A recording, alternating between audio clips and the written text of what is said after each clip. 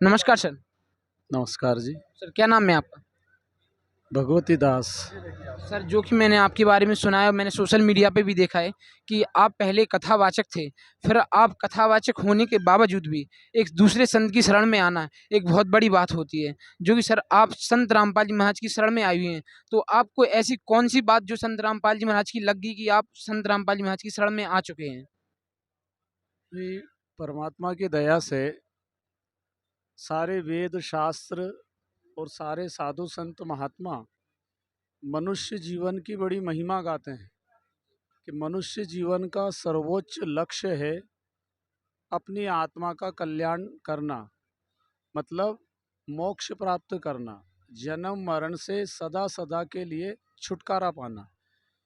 ये जीवन का लक्ष्य प्रत्येक मनुष्य का है, लेकिन सही गुरु न मिलने के कारण मनुष्य ने अपना लक्ष्य संसार की वस्तु प्राप्त करने का बनाया, मकान, दुकान, सोना चांदी, गाड़ी, प्रॉपर्टी। लेकिन संत रामपाल जी महाराज जी के प्रवचनों में आत्म कल्याण के लिए, मोक्ष प्राप्ति के लिए, जन्म मरण से छुटकारा पाने के लिए इतने प्रमाण दिए गए हैं कि जो मनुष्य सुनेगा वो किसी भी जाति धर्म मजहब का होगा, अगर उसे आत्मा का कल्याण करना है तो जगत गुरु तत्वदर्शी संत रामपाल जी महाराज जी के ज्ञान को प्राप्त करने के लिए वो किसी भी हद तक गुजर सकता है और वो ज्ञान प्राप्त करता है।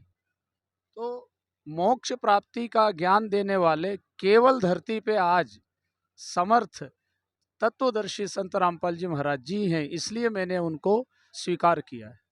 तो जैसा कि सर आप पहले कथा करते थे, तो सर पहले आप इसका कथा का पैसा कितना चार्ज करते थे? और अब संत रामपाल जी महाराज की शरण में आने से या कथा करते हैं आप या छोड़ दिए? दास परमात्मा की दया से धन के लिए कभी कथा करी नहीं मैंने। जो जनता आती कथा सुनने उनको भी बोलता है कि धन लेके नहीं आना, और मैं धन कमाने के लिए नहीं आया हूँ। हम परमात्मा की चर्चा करने के लिए आए हैं, क्योंकि मनुष्य जीवन सफल होगा परमात्मा से, धन संपत्ति से नहीं होगा। क्योंकि गादी पे बैठकर मैं ज्ञान ही वो देता था कि साथ कुछ नहीं जाएगा, छोड़ के जाना है। तो मेरा लक्ष्य धन नहीं था। और रामपाल जी महाराज जी की शरण में आने के बाद मैंने कथा करना बंद कर दिया। तो उसका उद्देश्य यह रहा कि जीवन तो आत्मकल्याण के लिए मिला है, धन प्राप्ति के लिए नहीं मिला है। तो कथा छोड़ कर के अब गुरुजी की शरण में आ गया। अब गुरुजी की दया से भक्ति साधना उपासना करके मैं परम तत्व परमात्मा को प्राप्त करने के लिए सारे कार्यों को विराम दे कर के भक्ति साधना में लगा हुआ हूँ।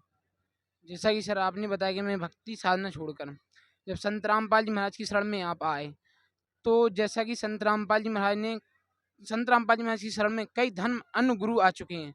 जैसा कि आप आए, तो पहले आपने कितने शिष्यों को नाम दीक्षा दी थी? दास ने तो आज तक किसी को शिष्य बनाया ही नहीं, क्योंकि मैं कभी गुरु लायक अपने को मानता नहीं था। मैं गुरुजनों की बातों को सुनाता था और सेवक बन के ही परमात्मा के गुणानुवाद गाया। मैं अपने आप को कभी गुरु नहीं मानता था।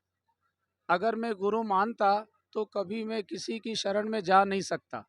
परमात्मा की दया से ये सेवक बन के ही सदा रहा और भगवान के गुणानुवाद गाए। तो जैसा कि आपने बताया, तो जैसे कि आपने कम से कम कितनी कथा कर चुके थे आप अपने जीवन में? अभी तक लगभग 500 कथा दास कर चुका है। श्रीमद् भागवत महापुराण इतनी कथाएं कर चुका है।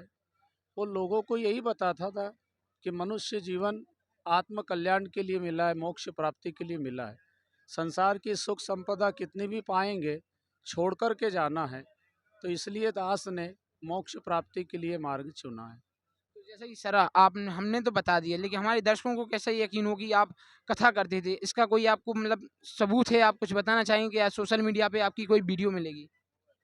अब जिन भाइयों ने सुना है उनको पता है, और जिनको पता नहीं भी है वो यूट्यूब पर आत्मरस चैनल बना हुआ है, AATMRAS, उसके माध्यम से वो सुन सकते मेरे क्या विचार रहे हैं शुरू से।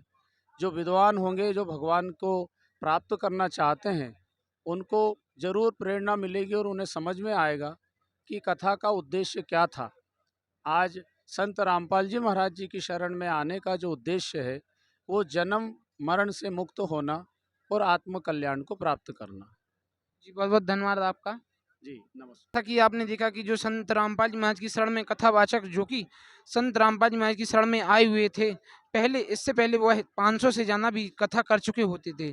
तो दोस्तों जैसा कि आपने देखा कि एक संत दूसरे संत की शरण में चला गया, वह कैसे चला गया? संत रामपाल जी महाराज का एकमात्र ऐसा ही ज्ञान है जो कि संत रामपाल जी महाराज 4 वेद, 6 शास्त्र, 18 पुराण से प्रमाणित पुस्तक और ज्ञान बताते हैं, जिससे कोई भी संत महापुरुष हो वह संत रामपाल जी महाराज के सामने नतमस्तक हो जाता है, क्योंकि वह प्रमाण सहित ज्ञान बताते हैं। तो दोस्तों वीडियो पसंद आई हो तो वीडियो को लाइक करिएगा, चैनल को सब्सक्राइब करें। मिलते हैं अगली नेक्स्ट वीडियो में, तब तक के लिए सत साहेब।